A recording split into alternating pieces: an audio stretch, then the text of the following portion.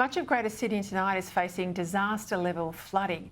Dozens of suburbs submerged, 55,000 residents told to evacuate, and an insurance bill and a disaster bill likely to reach the billions. Now, sadly, for many in these suburbs, this has become a bit routine. Areas like Camden, Windsor, Liverpool face their third or fourth such flood in just 2 years. The images on your screen now are of the submerged Windsor Bridge, built to replace the 1874 Heritage Bridge. And when it was opened in 2020, we were told this was floodproof. Only this is the fourth time it's been submerged since then. And it's leading questions from many planning and councils and government officials to say, do we need to do something differently with these disaster and flood-prone areas?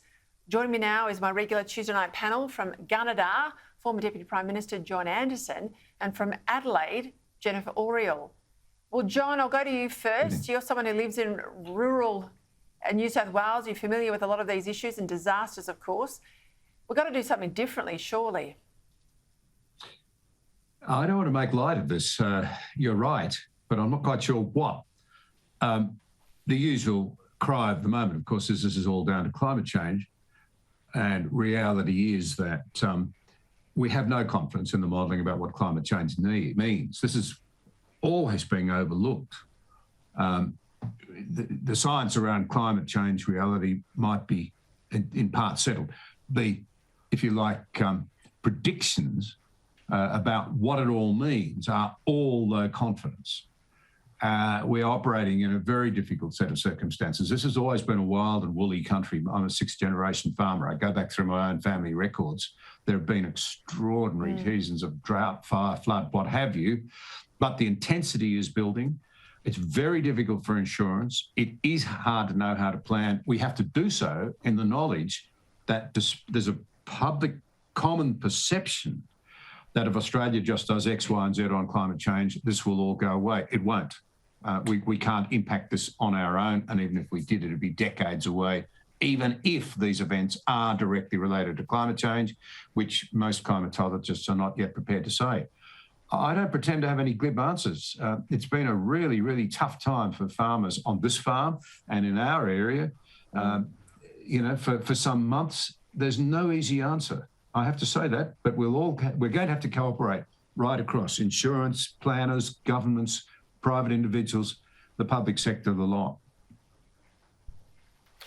We spend a lot of money, Jennifer, after the crisis has happened. You know, it feels to me like it's the ambulance at the bottom of the cliff, rather than spend the money putting the fence at the top of the cliff. You know, the mitigation's not there. Dams, we use them for mitigation now. They were once obviously built as water storages. We're not building any of these dams anymore. We've had this fight about the Warragamba Dam to increase the levee bank there. That's gone on for nearly 20 years. We can't get that done. Surely this is all part of the conversation we've got to have. Yes, I think you're absolutely right, Peter, and John's right too, that we don't know exactly what's going to happen next with the weather and the climate and so forth. But it does seem as though there are areas that are now severely vulnerable to flooding, and they're pretty defined in Australia. One of the things they do need to do is to have a macro approach to planning and really introduce strategic plans that focus on best international practice. There are enough studies now in the US and the UK in flood mitigation strategy for the Australian government, both the federal and state governments, to work with local council areas in introducing some options for people who are living in the most extreme areas of vulnerability to flood and fire.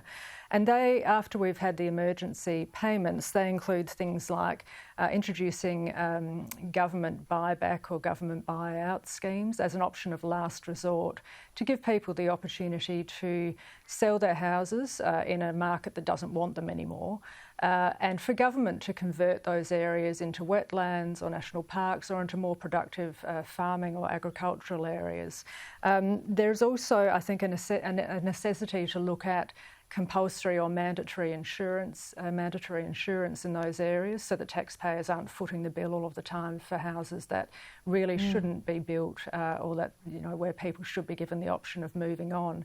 And I think too, local councils have to do more to really help people make informed decisions about what they're going to do next. We can't we can't really maintain the status quo in those areas, and it's punishing to the local residents, it's punishing to people in disaster zones to always wonder when the next disaster is going to come. It's a really horrible situation to be in. I evacuated during Black Saturday bushfires in Victoria.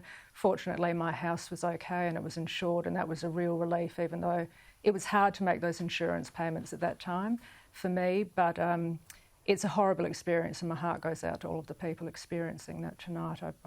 I really hope you're okay, and we'll pray for you if that helps. But anyway, these are the things that I think governments need to introduce and think about. A gear shift away from floods. I want to play you a little bit of Nick Kyrgios in and around his Wimbledon campaign. Have a listen. Okay, Matt, sorry, we're going to... But sorry, I'm just sorry to say, Nick's just moaned about the controversy that surrounds him. I haven't moaned. I love it. Well, you've laughed it off, so that's all part of it, isn't it? Well, yeah, it's more attention for me. What's that saying? Any publicity is good publicity, right? John, he's a real entitled sort of prat, isn't he? Yeah, no other way of putting it. And, he might not mind, but what about his fellow Australians? I mean, the UK media, for example, is calling him everything under the sun and asking just what sort of standards we set and what sort of standards we accept here. And they're saying, this bloke's up there with the original bad boy brat on the tennis court, John McEnroe. Well, that's a very long time ago. So he might think of his fellow Australians. There is a place for some degree of selflessness in people's lives. Jennifer? I think what I'd like to say to people overseas that Nick Kyrgios does not represent Australia. A lot of us are flabbergasted and absolutely disgusted by his behaviour here. And we don't support unsportsmanlike behaviour.